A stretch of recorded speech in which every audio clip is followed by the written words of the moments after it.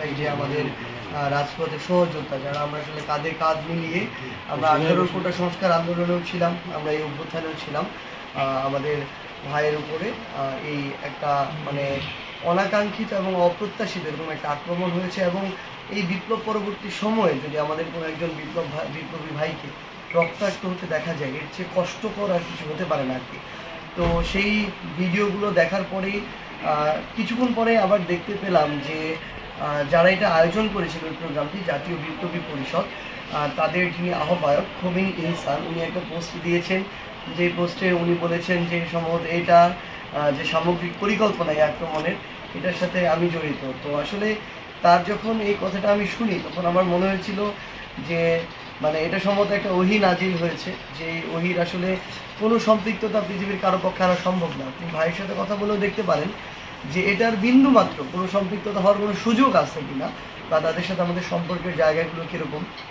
তো সেই জায়গা থেকে আমার মনে হচ্ছে যাই হোক, সবার সব কিছু পাত্তা দেওয়ার প্রয়োজন নেই, খুব স্বাভাবিকভাবেই যদি এটা ভালোভাবে তদন্ত করা হয়, কিভাবে এটা হলো, কারা এটার সাথে যুক্ত, সেই সত্যটা বেরিয়ে আসবে, এবং আমরা চাই বেরিয়ে আসুক। কারণটা হচ্ছে যে এভাবে অনাকাঙ্ক্ষিত ঘটনা আজকে একটা ঘটেছে, কালকে দুইটা ঘটবে, এগুলো তো এভাবে চলতে পারে না। সো এই বিষয়ে আমরা মনে করি প্রশাসনের আরও স্ট্রিক্ট হওয়া প্রয়োজন। কারণটা হচ্ছে এভাবে ছোট ছোট ঘটনাগুলো থেকে বড় ঘটনার ধীরে ধীরে তৈরি হয় আর কি। তো আরেকটা জিনিস আমরা আমাদের জায়গায় থেকে শুধু বলতে চাই যে এইরকম ঘটনাগুলো নিয়েই আসলে ছোট ছোট করে চক্রান্তগুলো তৈরি হবে, যেগুলো ধীরে ধীরে বড় আকারে যাবে। এটা কি নির্বাচন ঘিরে কোনো চক্রান্ত হচ্ছে? দেখুন, এরকম করে স্পেসিফিক সরাসরি বলে দেওয়া যায় না নির্বাচন কেন্দ্রিক কিনা, কিন্তু যখন ওই জাতীয় বিপ্লবী পরিষদের কার্ডে আমরা দেখেছিলাম যে এখানে লেখা আছে জুলাই বিপ্লবী ছাত্র জনতার উদ্যোগে গঠিত প্রথম রাজনৈতিক দল জাতীয় বিপ্লবী পরিষদ, তখন আমার শহীদ পরিবারে যখন আমাকে জিজ্ঞাসা করে জুলাই ফাউন্ডেশন সাধারণ সম্পাদক হিসেবে তারা সেখানে যাবে কিনা, আমি তাদেরকে স্পষ্ট ভাষায় একটি ভয়েস মেসেজ দিয়ে বলেছিলাম যে দেখুন, আপনারা কেন একটা রাজনৈতিক দলের হয়ে যাবেন? আপনারা তো পুরো বাংলাদেশে, আপনাদের ওই রেসপেক্টের জায়গাটা পুরো বাংলাদেশের মানুষের কাছে আছে। আপনারা যখন একটা দলের, এরকম কোনো একটা দলের হয়ে যাবেন যারা নিজেদেরকে রাজনৈতিক দল হিসেবে ঘোষণা দিচ্ছে অলরেডি, এবং বিপ্লব পরবর্তী প্রথম রাজনৈতিক দল, তাদের হয়ে গেলে আপনারা একটা পক্ষের হয়ে গেলেন। বাকি রাজনৈতিক দলগুলো তখন তাদের জায়গা থেকে মনে করবে যে আপনারা তাদের প্রতিপক্ষ হয়ে যাচ্ছেন।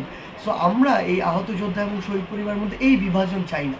আপনারা একটা প্ল্যাটফর্মে থাকবেন, আপনারা যে কোনো যদি প্রোগ্রাম করতে চান, আপনাদের দাবি তুলে ধরতে চান, শহীদ মিনারে হোক, সোহরাওয়ার্দী উদ্যানে হোক, যে কোনোখানে হোক, আমরা আমাদের জায়গা থেকে, বৈষম্যবিরোধী ছাত্র আন্দোলন হোক, জুলাই শহীদ স্মৃতি ফাউন্ডেশন হোক, আমরা আমাদের জায়গা থেকে সহযোগিতা করব। যেই প্ল্যাটফর্মও এখন আপনাদের জন্য কাজ করে যাচ্ছে, বা যেই প্ল্যাটফর্মের নেতৃত্বে এই অভ্যুত্থান হয়েছে, তো সেই জায়গা থেকে এটি বলেছিলাম। সম্ভবত এই সূত্র ধরে ওই পরিষদের যিনি আহ্বায়ক খোমেনি ইহসান, উনি এই কথা বলেছেন। কিন্তু আমার মনে হয় কি, একটা এরকম একটা প্ল্যাটফর্ম যারা তৈরি করেছেন, তার যারা নিজেদেরকে রাজনৈতিক দল দাবি করছেন, তাদের আহ্বায়ক যদি এরকম মানে অবিবেচনা প্রসূত এবং মানে যেখানে বিন্দুমাত্র কোনো সেন্স ক্রিয়েট করেন এরকম কথা বলে, আমাদের মনে হয় যে এগুলো আসলে ষড়যন্ত্রের গন্ধ, কিংবা হচ্ছে এগুলো বিভিন্ন আসলে উস্কানি। আমরা আমাদের জায়গা থেকে মনে করি যে এই ঘটনাটা একটা সুষ্ঠু তদন্ত হওয়া উচিত। আজকে আমাদের ফারুক ভাইয়ের সাথে হয়েছে, কালকে আমাদের সাথে হবে, অন্য কারোর সাথে হবে। এগুলো বন্ধ হওয়া প্রয়োজন এবং এগুলোর বিচার হওয়া প্রয়োজন। এবং আমরা আমাদের জায়গা থেকে আমাদের ভাইয়ের, স্পেশালি আমাদের এই অভ্যুত্থানের একজন গুরুত্বপূর্ণ সহযোদ্ধার সুস্থতা কামনা করি। আমরা বিশ্বাস করি আমরা যদি ইউনাইটেড থাকি তাহলে আগামীতে এরকম যে কোনো অনাকাঙ্ক্ষিত ঘটনা আমরা প্রতিরোধ করতে পারব।